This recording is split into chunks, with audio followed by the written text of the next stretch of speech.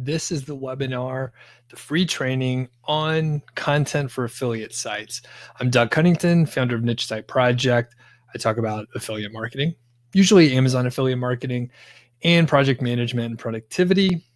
Hopefully, you can hear me. So let me know in the chat if you could hear me. I see Mario's on. Tell me where you're from as well. Always nice to hear that. And if it's your first time on one of these free live trainings. So welcome everyone. Like I said, let me know if you could hear me. That is always the first thing to check.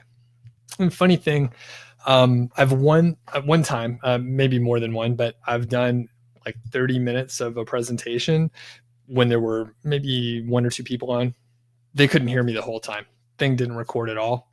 So that's why I always check and overemphasize it. So hope everyone's doing well today. It is a great day in Bozeman, Montana. Weather's nice, sunny, blue skies. There's not too much smog in the air. So really awesome. I see Alwyn is in the house too.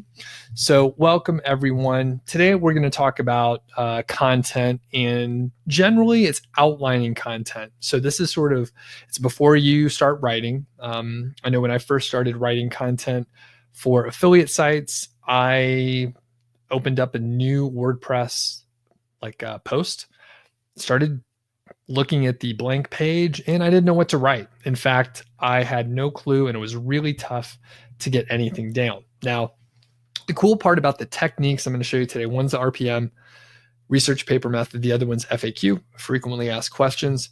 They can be used to figure out how to write content that is brand new, right? Like you found a keyword, but you're not sure how to organize the content. So you could use these ideas for that. Additionally, if you have content that's already published on your blog, maybe it's ranking kind of okay, but not super awesome, then you can also use these two techniques to add content to stuff that's already there. Now, I see a few more people hopped on. Sometimes it takes a few minutes for folks to join up. So I'll try to burn a little time just for a second. There will be a replay. So I'll mention that if you have to drop off, I don't want you to. You should stay here live. In fact, I'm going to need your help in the session to help me come up with ideas. So you'll see how fast this stuff comes together. We have Jenny on, who is excited. Thank you.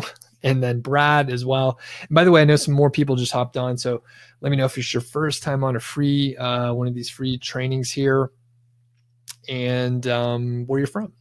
So, and I think people can hear me. If anyone can confirm and just say, yeah, we can hear you, Doug. All right. And Mario, what's up? Cool. So I'm gonna go ahead and get into it. There's a little bit of an intro. I do recommend that you turn off your notifications on your phone. So I'm actually doing that now. That's a good reminder. So turn the notifications off. I turned it off on my computer already. Close your other tabs that you're not looking at, and try to, let's focus up. Recommend you get a notepad or something, like a legal pad here, and take some notes. I find handwriting notes is a little bit, I remember it better than if I, type it out. I'm a slow typer too. Brad, first time from Missouri. Welcome. Good to have you on. All right. I'm going to start sharing my screen here. The overall point, and I'll remind you again to just, pay attention. All right. So hopefully you can see the screen. Don is on as well from, doesn't say where, but Jenny's from Washington State. Very cool. All right. So this is basically how you can streamline content. And I've gone through multiple periods where I've published, hundreds of articles, and this was sort of instrumental in effectively doing it without going insane. Now there's another portion of it of working with freelancers, figuring out how to hire them and all that. I'll cover that in a couple weeks. So if you're on this session, keep an eye out. I hope you click the, auto subscribe to future webinars. But if you didn't, just keep an eye out. Like YouTube, I'll usually make an announcement like I did yesterday, like, hey, I'm doing a session coming up soon. So I'll talk about how you could hire a lot of people closely related to this, but not directly. All right. So streamlining content, I'm Doug Cunnington. Welcome everyone. Nick from the UK. We have some other folks in, so thanks everyone for hopping on. And I'm pretty sure people can hear me since you're saying where you're from. So I'll assume that. As I said, I'm Doug Cunnington. I started blogging at Niche Site Project a few years ago, like 2013, that time frame. And I like Border Collie. So that's my late dog, Brody, there, and my pop. We're over at Old Faithful, pretty close to Bozeman, down in Yellowstone. And then that's Georgie, who's sleeping at my feet right now. We just adopted her recently. So we like dogs. We like dogs around here. And Georgie is actually a really good Frisbee catcher. That's another story for another day. And she placed in a competition recently, and there's a vlog coming out about that. So really excited about that. I mean, I was throwing the discs and it was amazing. Okay. So moving on to what we're actually here for. Why should you listen to me? Basically, that is why this is here. So I've been featured or quoted on a lot of different sites.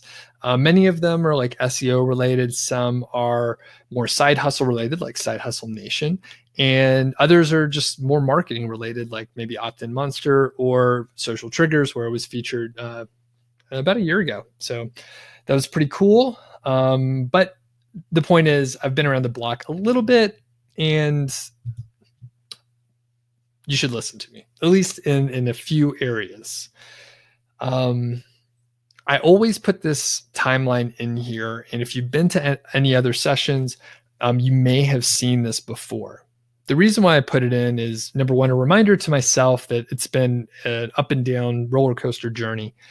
And the other is a lot of folks, a lot of other marketers, they just cover the highlight reel. And a lot of times, at least for me, when I hear the highlight reel, it makes me feel like I'm lacking in some way, or somehow I'm a failure, or maybe I didn't get it quite right. And it turns out most people they're not an overnight success. It's usually, a few years of figuring things out.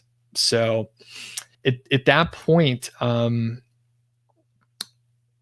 it's easy to forget, right? So once you have the highlight reel, like that's way more exciting to talk about. But I'm not going to read everything else out here. But basically, I did become successful with my first few niche site, or at least like one of my first niche sites, rather. The first couple were a mess, and I kind of did a bad job.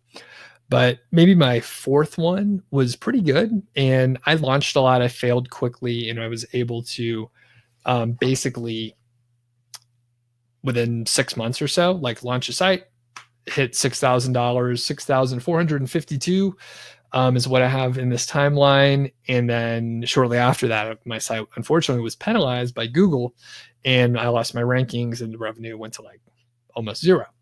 So again, ups and downs, but I kept moving forward. I tried to not make the same mistake again.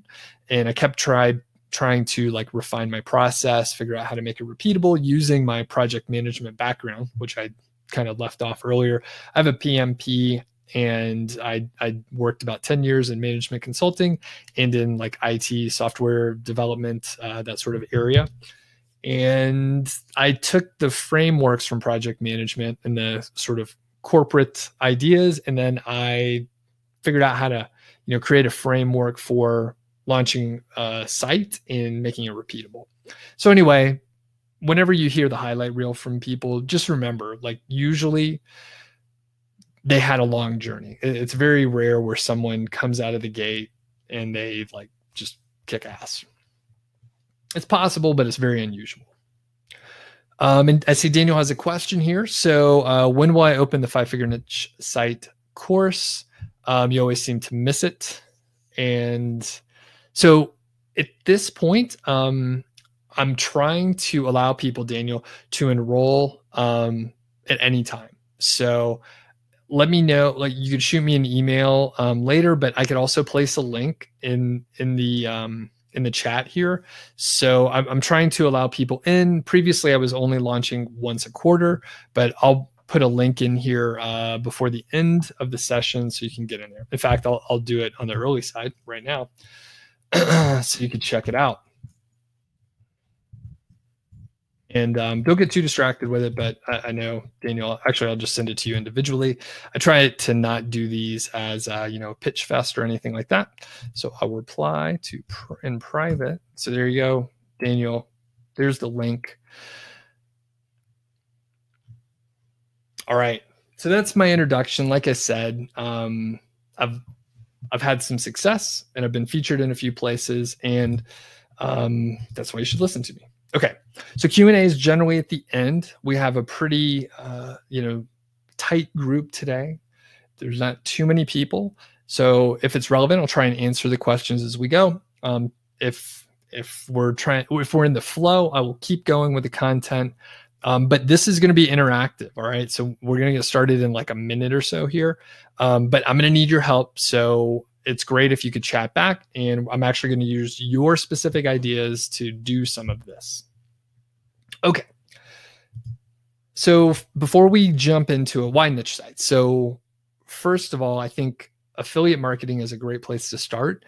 It has a very low startup cost. You have a pretty quick, feedback loop and cycle. So you could launch a site usually within like 4 to 8 weeks, 1 or 2 months. You'll have a pretty good idea if it's getting traction and if you can continue like growing the site.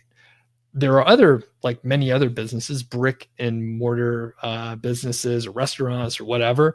Like you may have to put in and invest, $100 or $200 or $300,000, and then you lose money for 2 years, and then maybe you get some traction. With affiliate sites, like you can figure out if it's going to work pretty quick. The other great thing is you learn about a bunch of different things. So you have a look at SEO. For me, I didn't know anything about SEO or WordPress or domains or the website or anything like that. And you're able to learn about all this stuff, including like writing content, which we're talking about today.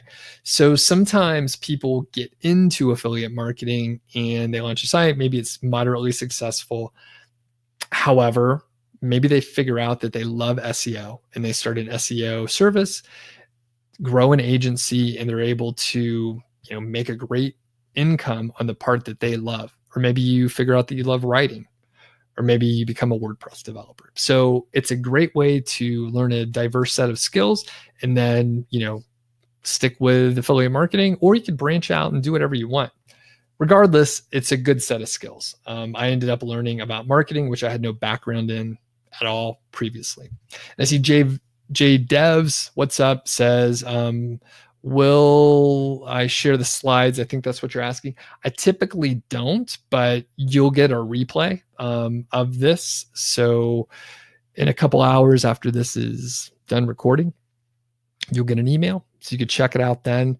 I usually don't share the slides just in general. So if you really need to get a hold of them, you could shoot me an email and I could probably share it with you. All right. So we're going to go over 2 content techniques, and these is going to be like a live demo. We're going to do this in real time, and I will need your help. I keep mentioning it because it's way easier if I get your help than if I do it on my own. So just getting some water. Been talking a lot today. So number 1 is the FAQ method. This is the frequently asked questions method, and it's very straightforward. Actually, both of these are pretty simple, but I try and give you a framework, and you'll see like as we go through like the actual exercise, like how easy it is. So like I said, it's simple, right? You write questions and then you answer them. One of the reasons why this is so valuable, especially if you like choose a niche or a category or set of products that you're not like super familiar with, like you'll be able to ask pretty insightful questions, and you literally will have good questions. If you need ideas, we'll go over that as well. But what we're going to go over today is how to choose a beer glass. So I enjoy beer. If you've seen very many of my YouTube videos, you may actually see me drinking a beer. Others, I just talk about it, like today. So it's only 3 p.m. here. It's not technically too early for a beer, but just for today. I'm not having a beer. This is just water here. But how to choose a beer glass. And it turns out there's a lot of stuff to get into. However, what we're going to do, we're just going to brainstorm questions. So this is the point, everyone. I need your help. So if you have questions or thoughts about choosing a beer glass, like just type them in. There's nothing too basic. You could just type them right in. And what I'm going to do, let me just make sure I know the slide that's next. So we're going to hop over to the Google Doc here. I usually work in Google Docs. And this is what we're going to do. So like I mentioned, I drink a lot of beer. I had a tasting not too long ago with some friends. These are, if you know much about Belgian beers, some of these are pretty hard to get. And it was kind of an invite only situation. Anyway, we drank a lot of beers and it was really good. Those are Belgian dark strongs. And you can see the different glasses here that we're using. Some of them are, specific, like a Chimay or the Westvleteren in there. And others are just like tulip style glasses. So what we're looking for now, we're just going to, straight up and do a numbered list. And we're just going to type in the questions that we may have. So I'll get it started because I don't see anyone asking questions about beer glasses yet. So I'll get us rolling. So we'll just say, why are there different beer glasses? And this is like a brainstorming exercise. And part of brainstorming, if you haven't done much of it, is don't edit, don't hold anything back, just brainstorm. There are no bad ideas when you're brainstorming. It turns out there are bad ideas. However, we're not going to evaluate the merit of these until afterwards. We just want to get the idea out. So I see Jenny says, what's the best one to use?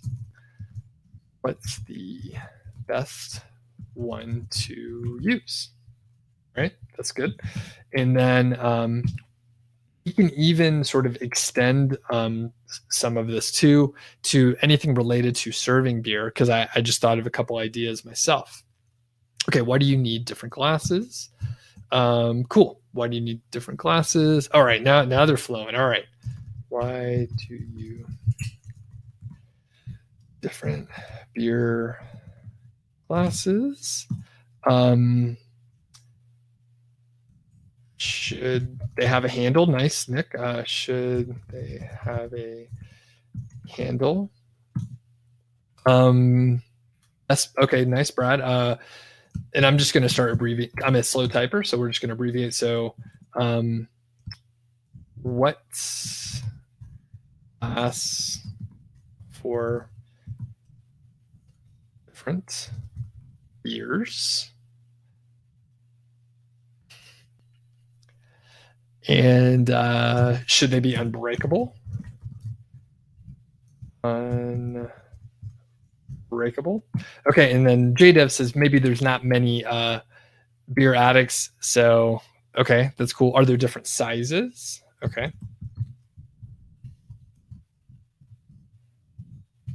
Now, and I'll make a quick point. So JDevs said maybe there's not many beer drinkers here. That's actually perfect, because if you're not an expert in the topic, then you should have many questions, right? You should have no like expert knowledge. Sometimes when you have expert knowledge, you don't know the questions that people may have. Now, I'll mention as we like get towards the end, once we get in here, I'll explain if you don't have questions, or maybe you hit a snag, you don't have any initial ideas like Jay. There are plenty of places to go to get ideas about questions that people have. Okay, so are there different sizes? We mentioned the unbreakable. Okay, so more on size, like we'll say like, why are there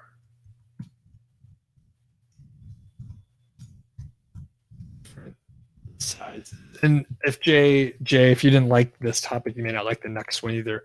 I'm actually a certified beer judge, so I'm really into beer, and I have a homebrew beer and stuff like that. I have like 20 gallons of beer in the spare bathroom fermenting and stuff, and a kegerator outside. So it's kind of my wheelhouse. In fact, I met a new friend today. She may be watching this later, Nicole, and we had some coffee, and she actually brought me a 6-pack of beer, which is in the refrigerator now. Thanks, Nicole, if you're watching. Okay. So, and I'll just throw out some others because like these are great, by the way. So are there different sizes? Why are there different sizes? We'll talk about the shape of the glass, and I'm not going to answer the questions. It's not important to answer the questions as we go, even though I know the answers to some. Actually, I know the answers to all of these, and I can talk all about them. The important idea when you're brainstorming is to just go. It's very good to time block this stuff, as we're kind of time blocked in this session. I can't go on and like go research. You'll notice I'm not researching anything. I'm just trying to come up with some ideas first with everyone's help. Thank you. All right. And then Daniel says, oh, I was going to write about the shape of the glass. And again, I'm just going to get some ideas out. You can always put these, just like Jeopardy, in the form of a question later. So Daniel has a great one about stemware versus like a normal glass. Normal flat glass. Bob, how to clean properly.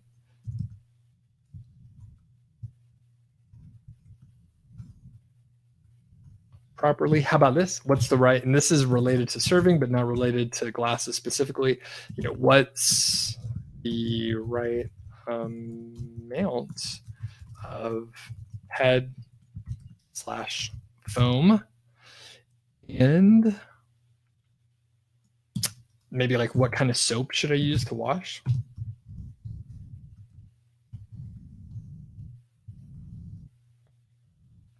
Okay, so I think that's good. We'll get one more. So JDevs. Okay, so JDevs, thanks for leading me directly into the next part. So here's the deal. You should, if you're a curious person, if you time block it and you really think about it, you should be able to come up with a handful of questions on your own, most likely. If you don't have any idea, maybe you hit a roadblock or you don't know enough about the topic to even like come up with questions, like you don't know the vocabulary. There are topics like that. And there are several places you can go. So I'll mention a couple. And one, you can go to like forums. So for example, beer, right? And home brewing beer, there are a few pretty large forums, and you can go look at the board. You can see the sticky notes, and you can see often frequently asked questions about X given topic. And there are literally thousands or hundreds of thousands of people that have contributed their thoughts about, the common questions that they saw in the forum, and they created a sticky. And it's literally like not only the questions are right there, but the answers are right there too. Now, that's a great source. Another really good place to go is a site called Answer the Public. And you can type in, your keyword or the general topic, and they have like a questions section, and you could use another tool called Keywords Everywhere to even see the search volume within Answer the Public. You can imagine with a name like Answer the Public, it's very much question oriented. So you could probably hop over there, type in, choosing beer glasses or something about beer glasses or something related to it. And you'll see dozens of questions. And once you have like a jumping off point, you can go deeper and deeper. So we're talking about like the size of the glasses, the different shapes and all that stuff.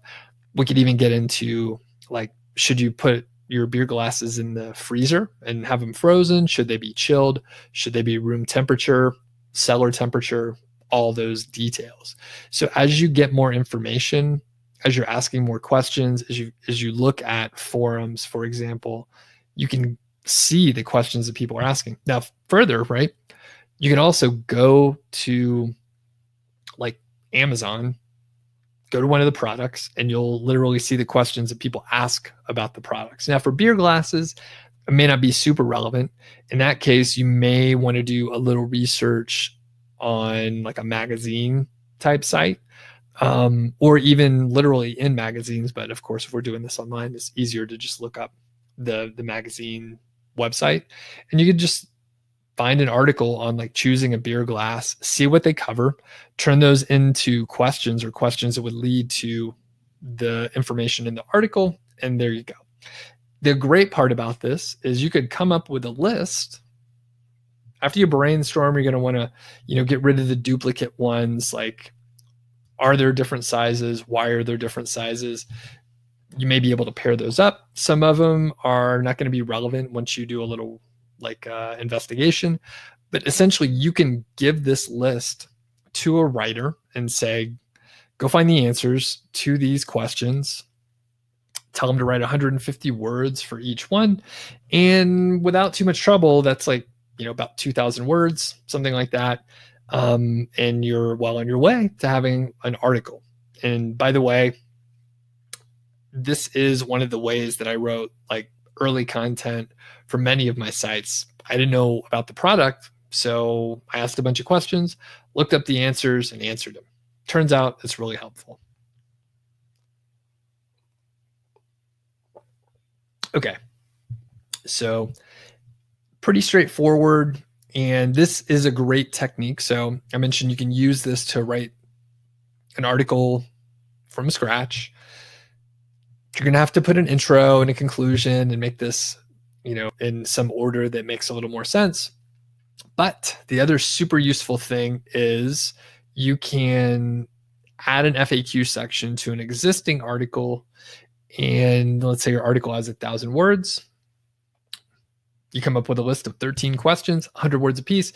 You've more than doubled the content on there.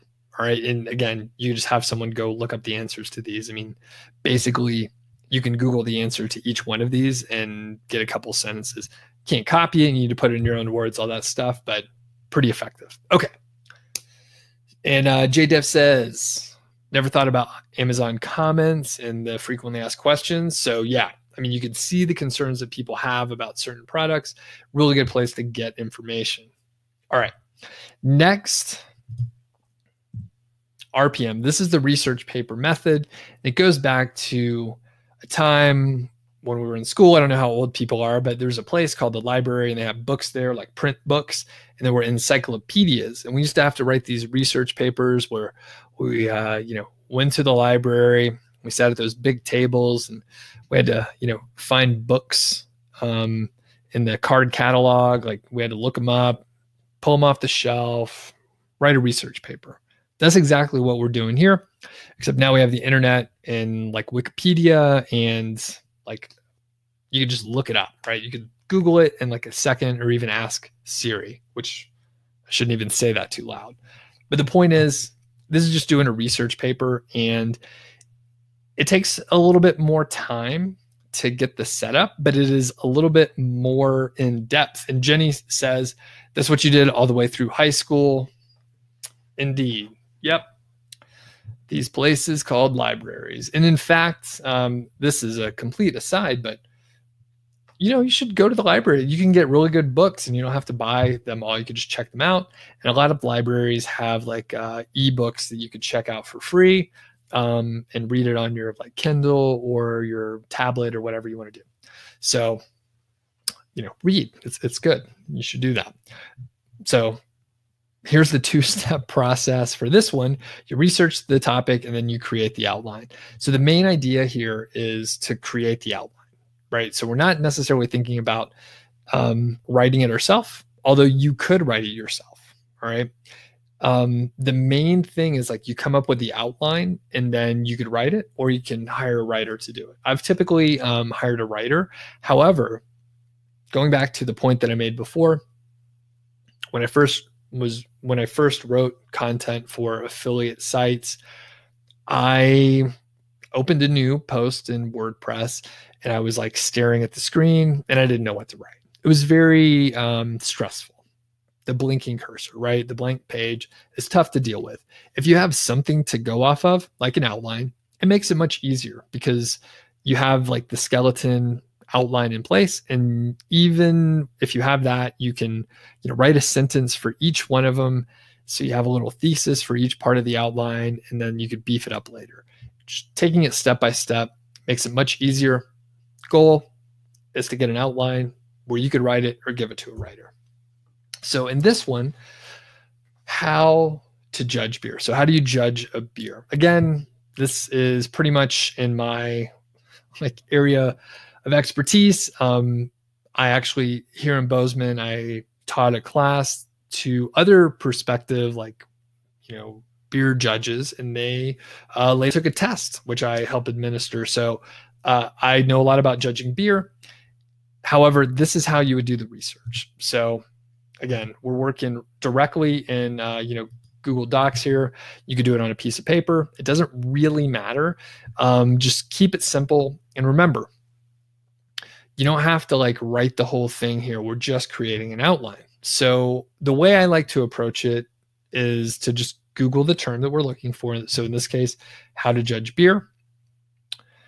And you can, I recommend, if this is new or different for you, go ahead and follow this method. But there's a lot of different ways to approach this. So I like to Google it and just kind of read about it and see what there is out there. So Jesse's on also. What's up? Okay. So, and if people are just joining up or you joined a little bit late, there is a replay that'll come out after it's recorded. You'll get a link in your email. So don't worry if you missed the first part, you could always go back, just follow the link in your email later on. So first off, BJCP. So this is the organization that sort of oversees the beer judging program. And there are other certification programs, but that's a PDF. So that'll be a good way to get an idea about what's going on. So I'll open that in another tab. Then we have Beer Advocate, how to review a beer. Okay, so this is more around reviewing a beer for a site that publishes community reviews. Okay, so I'm going to skip that one for now. And I'm going to keep scrolling down. So winninghomebrew.com, we'll open that up. Kegworks, beer tasting and how to taste like a pro. Okay, so how about this? Judging for the first time here, tips, a beer scholar. How to judge and evaluate your beer, and secrets. Actually, this one, how to be a beer judge. So craftbeer.com. I happen to know that is a pretty good site, so we're going to open that up as well. So we have a few to look at. And Linus asks if you'll be able to watch this later. So yeah, there's a replay. So you'll get a link later in your email, so you'll be able to watch it again later. Okay. So the idea here is you're going to look at some different sources. Since I kind of knew what these sites were all about, I picked a few. And what we're going to do, we're just going to read them, right? We're not going to write anything in our outline yet. We're just going to kind of get an idea, the lay of the land on this topic, and see how the content's organized. We'll just jump into it. All right. So this PDF by Peter Garofalo is really for beer judges, right? So this is the guide that I would print out if we're going to a competition and I'm giving this to the judges, all right, this is what we're going to do step by step. So they're talking about the score sheet. And the other part is, since this is a PDF and it looks to be mostly single spaced, it's dense. All right. This is a one pager, but it's quite dense. It's not like an infographic or anything like that. A lot of information on here. And to a large extent, a lot of the info on BJCP is like that, or from the BJCP. Pretty dense, pretty academic, and very valuable, but it's a little tough. Now, the good part is it tells us how to progress through judging. So the score sheet, we're talking about looking at the bottle, open the beer. We'll look at the aromas, or we'll smell the aromas. We'll look at the appearance. We'll taste the beer. We'll see about the mouthfeel and then the overall impression. So that's kind of like how you go through it. And then they talk further about like actually judging. So that's one piece of data. This will probably take you 1 to 2 hours. I'm accelerating the process here for time, right? We don't have time to go through everything. And here, this obviously looks like a sort of an old school site. So winninghomebrew.com.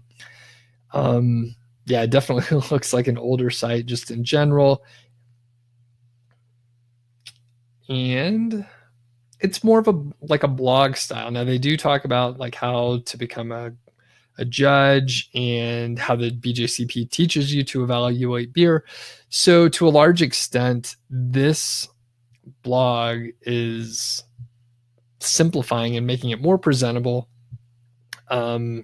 Is taking the info from the PDF and making it a little bit more presentable, putting it in plain terms and going from there. So it's not bad, but it's still pretty dense just overall. Okay.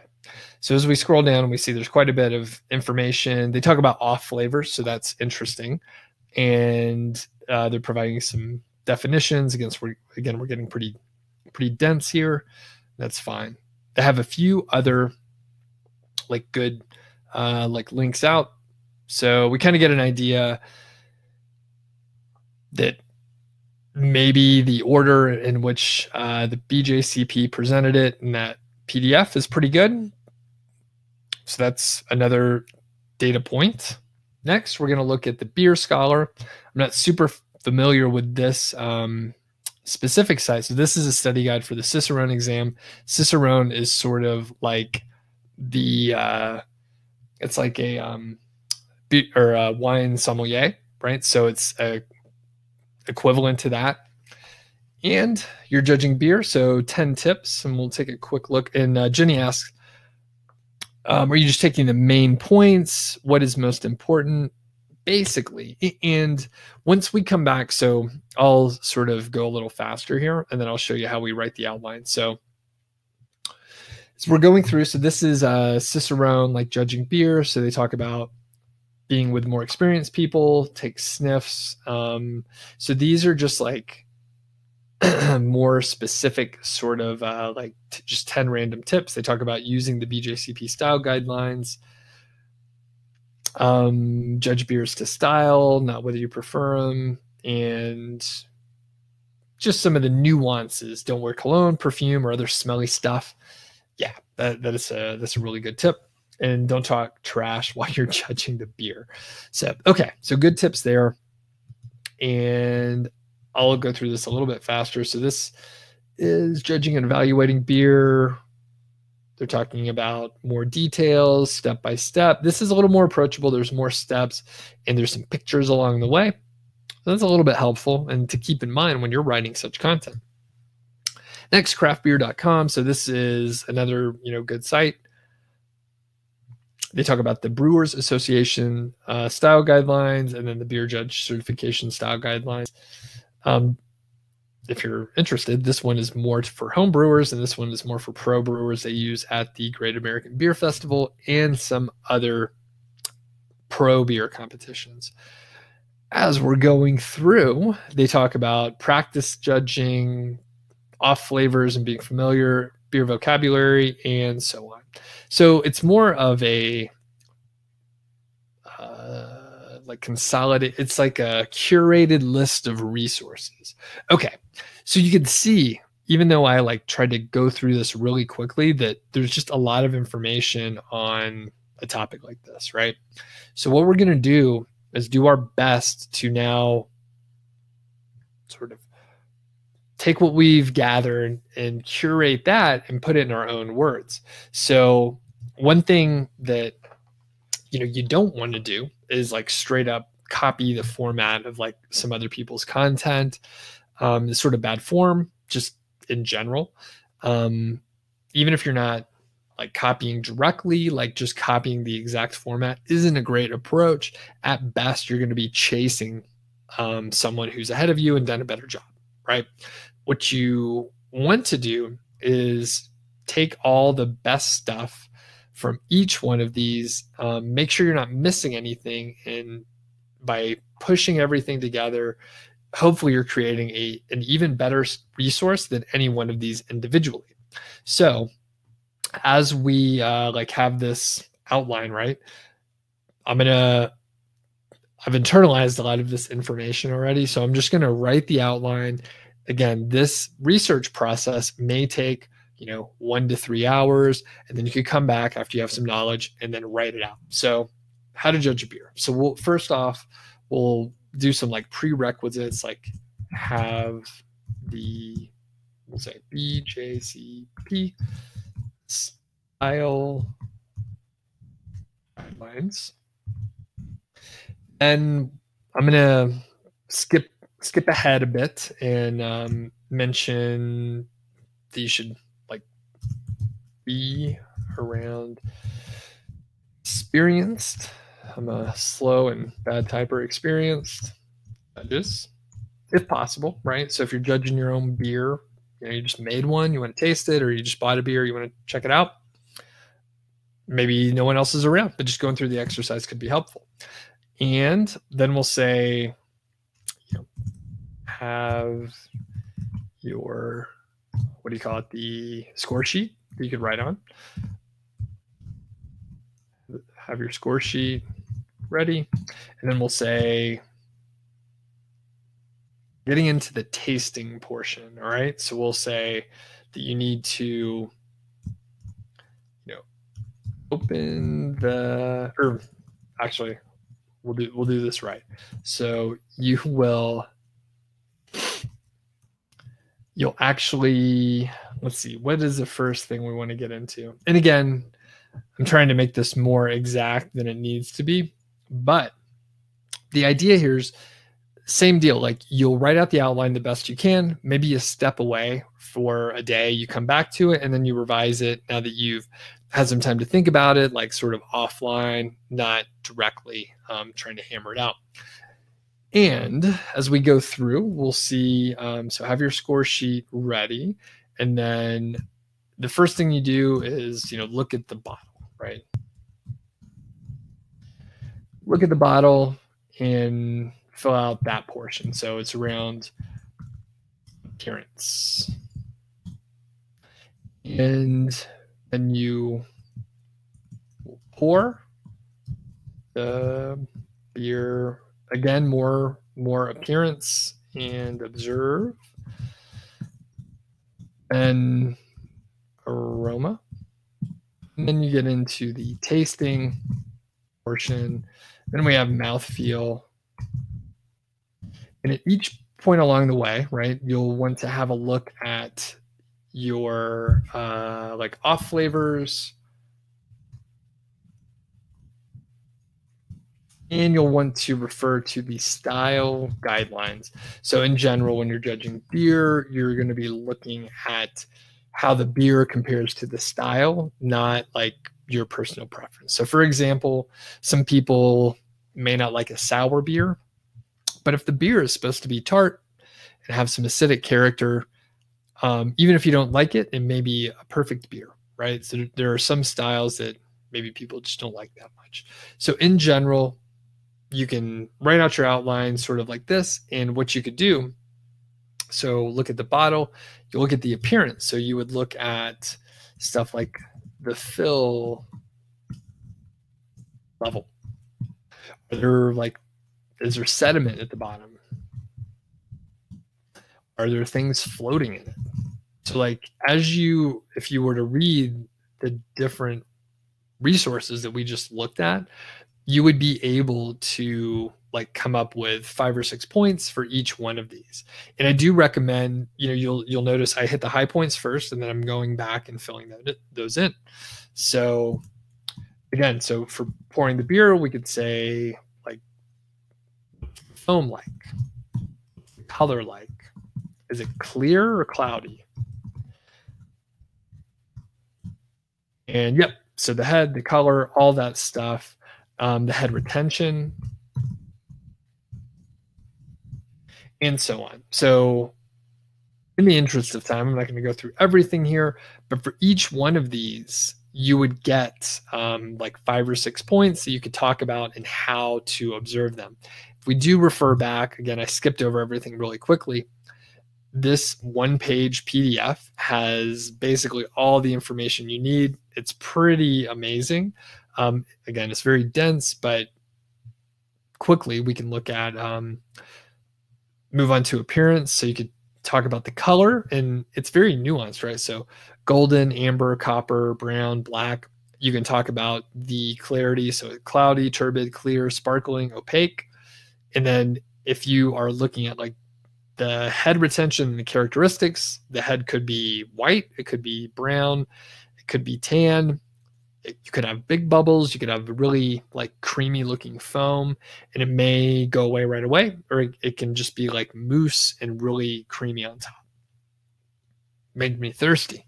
Okay, so that is the long and short of how to use the RPM method. Now, quick note, like before, you can do this on a new piece of content. You write your outline, you get it over to the writer, or you can write it yourself, and then it's much easier to write something if you have an outline. It's much better to send yourself or send your writer the outline, and then you're going to get something that you expect, right? If you just give someone the title of the article, you may or may not get what you want back. And that is tough, right? You paid good money. Maybe the writer tried their best and they didn't really understand what you needed. But if you're able to give them an outline, like it's going to be pretty close. Or if they make like a ton of mistakes, then that's another story.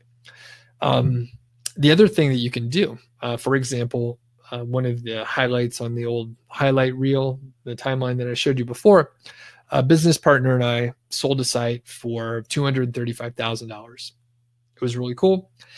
When I started working on the site and joined up on the project, the content wasn't that good. And I was like, this content is terrible. We really need to fix it up.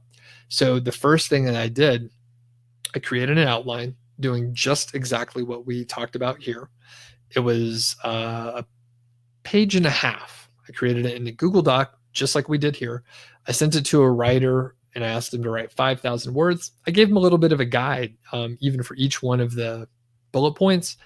I was like, I want this to be, 500 words. I want this to be 1,000-ish. I was like, use your judgment, but this is the guideline. Like, make it about this long. I paid him $200, and then we added, 5,000 words of content to a previous length of 2,500 words.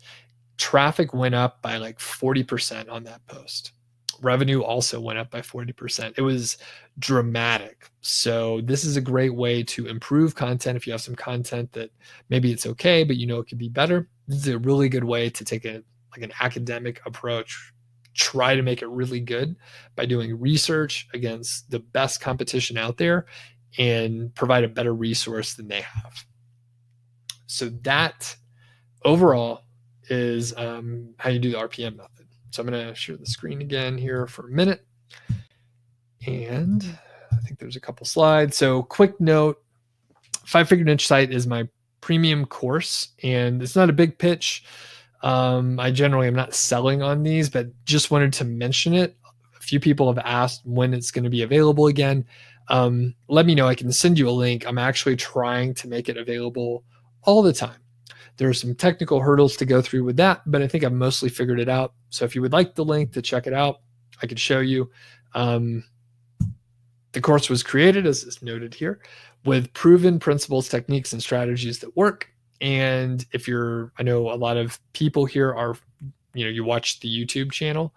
There are several interviews with people that are students in the course, and they, were able to start sites, start making money, and do well. So it's not just me I'm not the only person that can do it, right? I can teach people and they're doing well too. So, okay. Q&A. Any questions out there about hopefully what we covered today? I've been talking a lot today, so I'm going to drink some water here.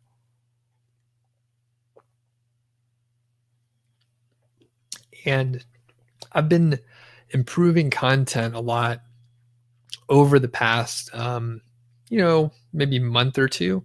So I don't have a ton of data back yet, but I'm going to a lot of my existing posts that seem to be doing pretty good, and I'm making them better. I'm adding content to them. I'm adding a frequently asked questions section in most cases. So, all right.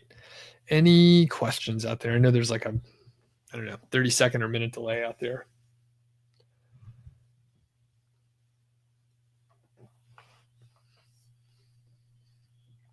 All right. And if there are not any questions, we can end early. That is totally cool. Georgie definitely wants a walk. She's resting right now, but okay. Jenny says, would this work for a YouTube episode? Probably. I mean, I think, and do you mean, could you do the FAQ method and then have a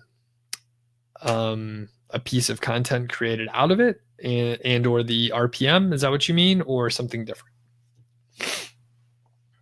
In general, like, yeah, it should work. Like, this could work for almost anything. It's kind of like a framework that you could apply for any kind of content. So I would say, yeah, it works great. And further, what I would recommend, if you're doing, if you're looking for like ideas and stuff, what you can do, find the videos that exist out there, look at the comments that people leave, look at the questions that people ask. That is when, like, once you start publishing, like, for example, my YouTube channel, right? There's like an endless number of questions that people ask. And I could literally just, as I see a new question pop up, I could record a video. And a lot of times, like, I publish a video, people ask 2 or 3 questions, I can create a new video on each one of them. What happens is you end up with a channel like mine that's a kind of a mess, and there's like 600 plus videos. You could find, I mean, if you go and search, anyway, the answer is yeah, you could do that, Jenny. But from my perspective, it's like there's an endless number of videos you can create. And I don't know if this is going to end up being not as a smart technique, but I mean, I've answered some questions several times in many different videos, and I'm not sure, Jenny, maybe you could tell me if you're able to,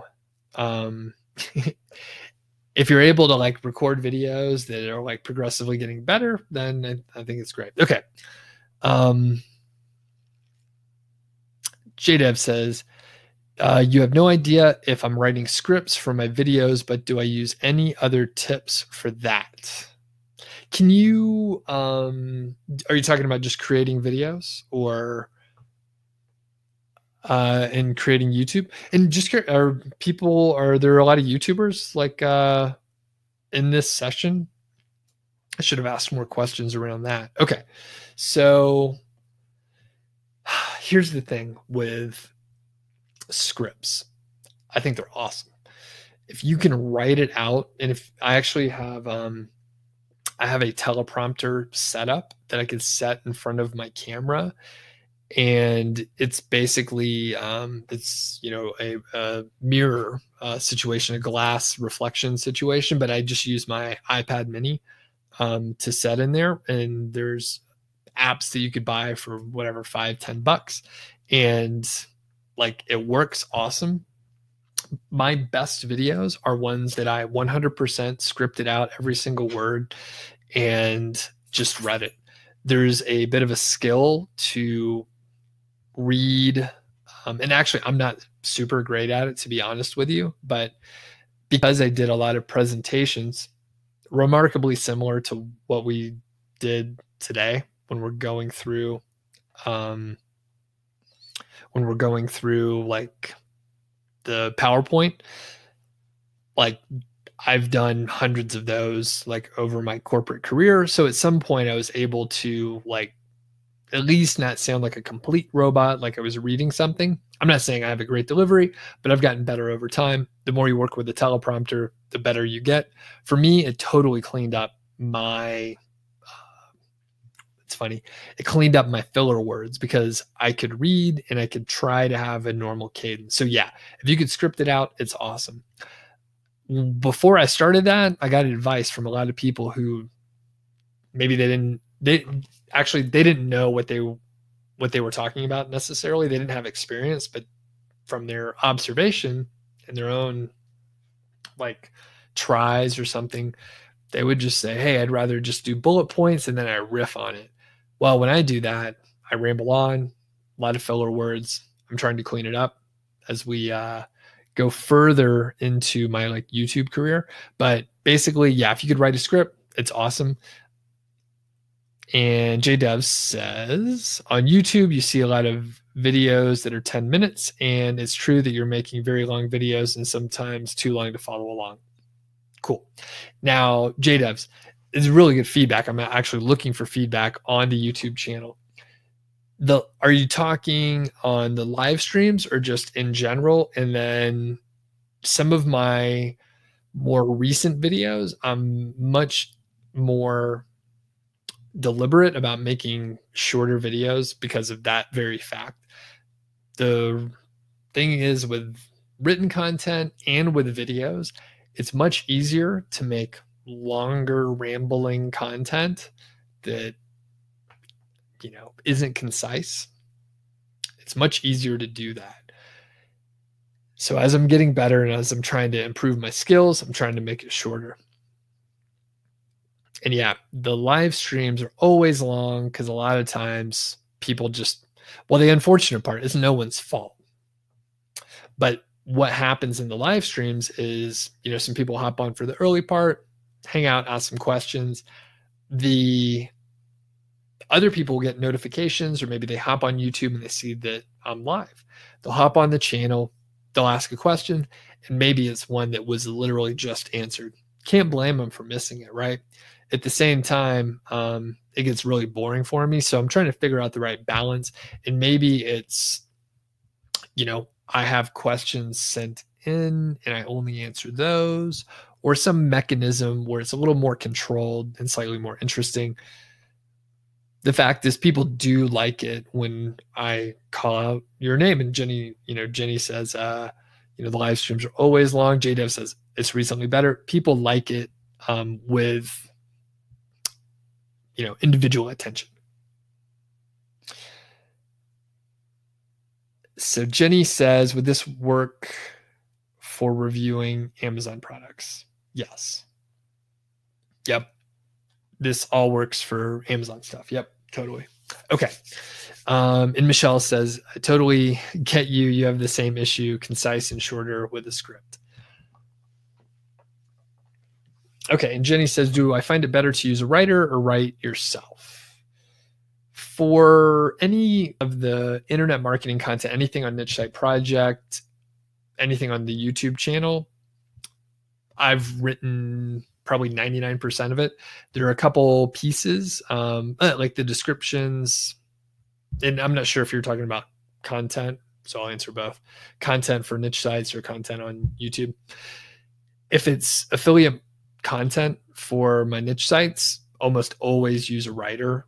At this point, I'm not doing any writing on my own. I maybe will do some light editing.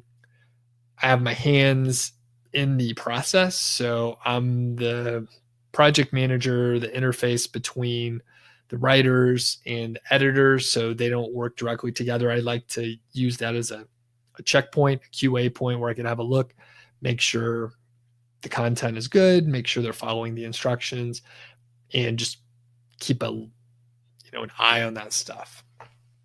And for scripts on content for the YouTube channel, usually I'm not scripting out. I'm only scripting out maybe 10%.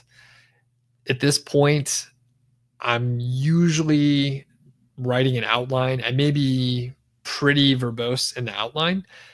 And then I can, since I've thought it out and cut out certain portions, I can usually deliver it. And because I have a video editor, she can cut out the garbage. And if I can look down, remember what I'm going to say 2 sentences. I can stop again, look at what I'm going to say, and then go from there. So hopefully that's helpful. Good questions, and thanks on the content on the YouTube side too. So it's helpful.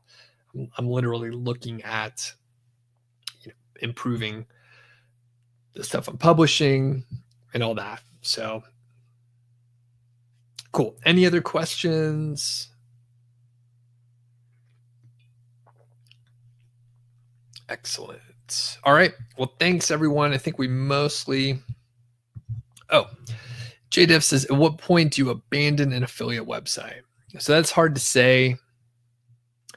I haven't had that issue in the recent memory. A lot of it is around choosing the right topic that you can write about, you'll get traction on. If you are not getting any traction and you see competitors that are doing well, it could be one of two things. I'm making some assumptions here, of course. So either it's very competitive and you just haven't worked on it long enough. Maybe your competitors have really good content. They've been at it for years and it'll take some time to break through. The other thing is, again, this is assuming you have some competitors out there. So if you do and they're doing okay, and maybe they're young sites, maybe your content's better, there may be some easy mistake that you've made. It could be around maybe too many affiliate links. It could be keyword stuffing where you've used the keyword too much and your site is not ranking in Google because Google thinks you're trying to manipulate the search rankings. Maybe you've accidentally bought some links that are terrible and you should get rid of those links. I mean, when you're first starting out, you don't know exactly what's good and what's bad. And you may have some influencer who's out there, selling services and they're selling you links and they're telling you that it'll work great. You see all these testimonials that it works great, but then you get those links and it doesn't work. And then you're like, was it me? And I don't offer any of those services because I think a lot of it's borderline unethical, right? And I don't feel good about it. That's why I have a course, right? I'm teaching you frameworks and principles and stuff that you could actually use instead of, if I sell you links and they don't work and you're like, hey, Doug, why don't the links work? I could just say, well, it's because your content, right? I could always blame it on something else. So there's a few things, and okay, JDevs is being more specific. For example, do I abandon a website that makes $100 a month for 1 year? Probably not. I mean, it's still $1,200 a year, right? I mean, I guess it depends on what your goal was when you started, but I don't think I would throw away $1,200. And if it's making $100 a month, you should be able to analyze what's working and do more of it, kind of figure out what's not working, do less of that. And it should be pretty clear, your path forward. So from my perspective, if a site's making, $100 a month, again, I'm making no assumptions about, I'm making no assumptions about how much sunk costs are embedded there, but $100 a month, not bad. That's a starting point, and you should be able to figure something out, unless you made some fatal mistake in the early part. Jenny says, how do you know what affiliate link to use? Trial and error. What do you mean exactly? Can you rephrase that? I'm not 100% sure.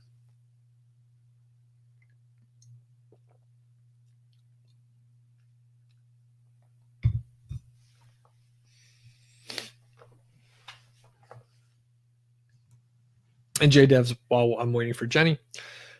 So my other assumption is if you've made $1,200 in the year, I would probably look at hiring someone like me to go and look at your site and audit it, figure out what's going on. I don't know other people that are doing it other than me. But you could hire me for like one-on-one coaching that can go audit your site, use tools like SEMrush and Ahrefs, look and see what's going on. And I can say, oh, this part's working. It looks like it, or nothing's working, that sort of thing. And I don't work with people unless I know I can help them. So once I get sort of the lay of the land and what's going on, it'll be pretty clear if I can help you or not. Again, sometimes it's a pretty clear mistake. And sometimes, especially if you've been working on something for a year, a couple of years, you may end up too close to it. So you can't see the issue because it's too close to your like your work. I'm not sure the right way to phrase it. Maybe I'll just leave it at that. Hopefully that makes sense. Okay, so how do you know which affiliate link to use, Amazon versus another company? Jenny says, is it easier to work with a bigger company for affiliate links versus smaller companies? Okay. Generally, I'm working with Amazon. One of the huge benefits with Amazon is people buy so much stuff. So let's say someone finds like the beer glass that they want to buy, but they also buy like a bunch of other stuff, right? A bunch of camping gear, for example. If that happens, then you get the commission for everything in their order. With a smaller company, let's say I bought a specialty beer glass from a company that only sells beer glasses. I just buy the 1 or 2 glasses and then buy everything else on Amazon. At that point, you don't get the credit, right? So my recommendation just generally is like, just stick with Amazon unless the product is not offered by Amazon and it needs to be listed with another affiliate program. The other thing to mention is I get questions where someone's like, hey, I'm not making as much money as I want from Amazon. I was thinking of enrolling in another affiliate program. They have a higher payout. It's like 20 or 50%. The problem, once I ask a few more questions, it turns out the problem is they're only getting, 50 visitors a day. And that's just not enough. So the real problem is not the monetization, it's a traffic problem. And if they can get more traffic, then they would make more on Amazon. And then maybe, sure, like you can add another affiliate program. But my recommendation most of the time, if there's products on Amazon, stick with Amazon. Like it's probably going to be more profitable, even if their payout commission rate is lower. People just buy more stuff on Amazon. So long answer to a short question, just, use Amazon. Unless you have a super compelling reason to work with another affiliate program, even if they pay out, 15, 25%, it doesn't matter. You're going to make more with Amazon most of the time. However, if you want to, you can test, right? Everything's, every niche is different. Every website's different. Testing is the only way to know.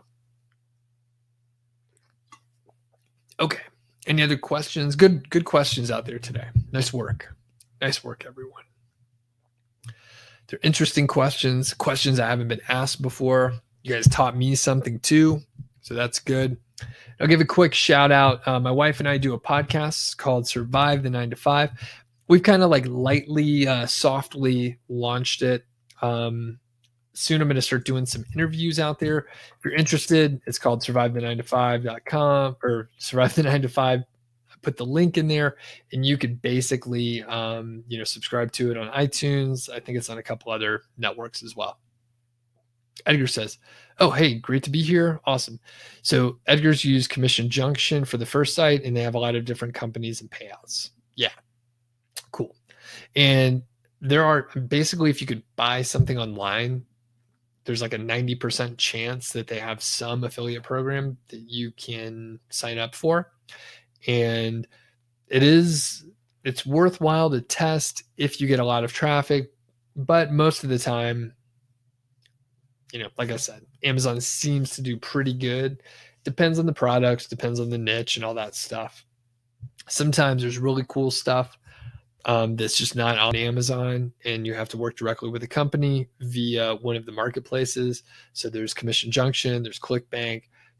Share a Sale is huge. Again, if you could buy something online, probably there's an affiliate program out there. So, okay. I think I'm all good. Georgie needs a walk, so I'm going to head out. Thanks, everyone. And like I mentioned, I'm going to be doing more of these. So coming up soon, I'm not sure if it'll be next week or the following one, but I'll talk about scaling your content team, hiring writers, how to hire writers, work with them without going crazy. The last thing, let's say you have unlimited budget. Let's say you have as much money to spend on content. It will still be very stressful and difficult to go out and hire, for example, a team of like 10 writers. If you don't have a process in place, if you're not used to working with writers, let me give you a quick example. Again, unlimited budget. Let's say you could hire great writers, and you could hire 10 of them all starting tomorrow, right? What if each one of them has one question for you each day for the first couple of weeks? You'll go insane. Do you know how many back and forth emails that is? Every time you add a team member, you potentially add another interface of communication. It gets complicated pretty fast. And the last thing you want to do is get stressed out when you're trying to make things better by hiring writers. So those are coming up soon. Thanks, Edgar, for hopping on. And everyone, there's a replay, so you'll get an email later. Jenny, your typing's just as good or bad as mine, so no worries there. All right, thanks, everyone. Do check out the podcast. Leave a comment, subscribe, all that kind of stuff. So thanks, everyone. Bye.